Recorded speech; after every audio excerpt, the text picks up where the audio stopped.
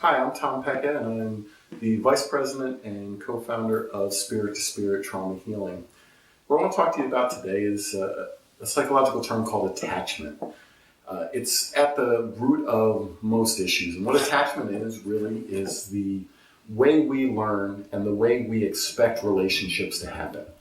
So in childhood, what happens is maybe our mother is too attentive. Maybe she hovers. Maybe she's around us too much. It could be the father as well, but most times it's the mother because she's the main caregiver in most instances.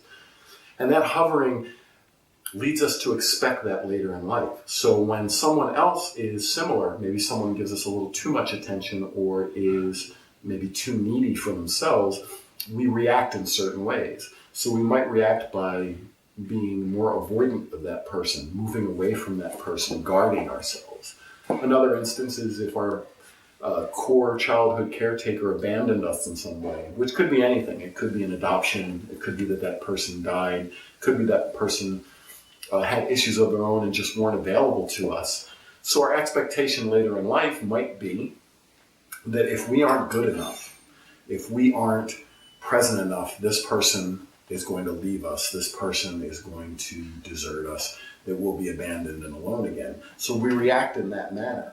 Now I want you to think about those two styles that I just talked about. One is created in the other. So maybe that mother who was taking care of us, maybe she was abandoned by a parent. And so she feels like she needs to be close and she needs to be present. So the one style creates the other style. It creates our expectation of relationship. Now you might say, why is this important?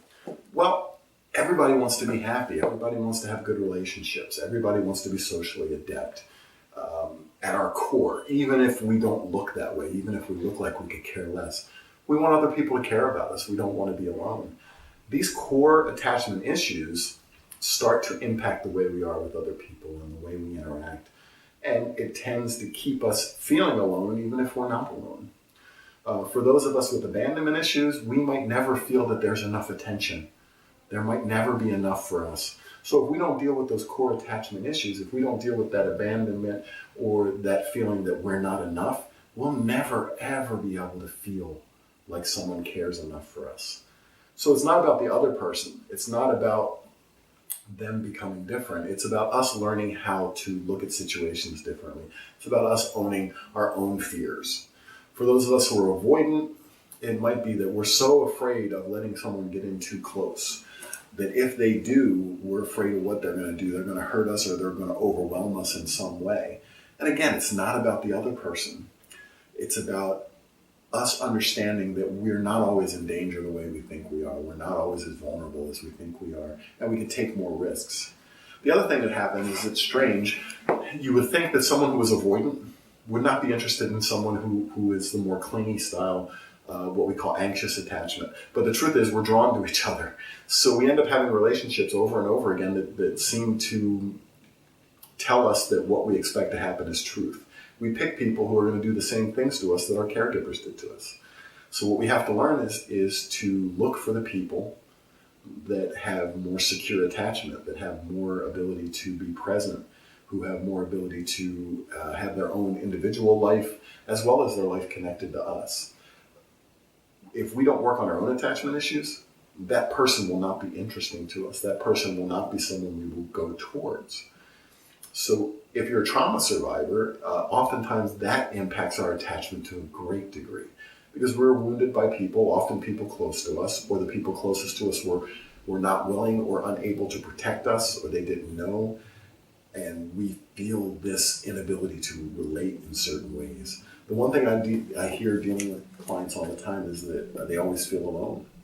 They don't feel part of, or that I can be in a room and feel like I'm alone with 100 people around me.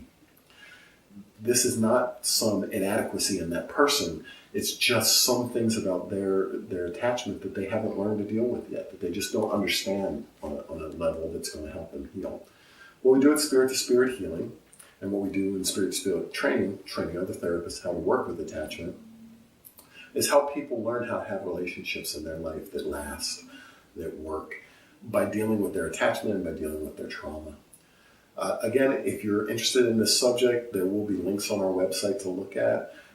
You can certainly call us and talk to us about the things that are going on in your life and see if we're a match for you.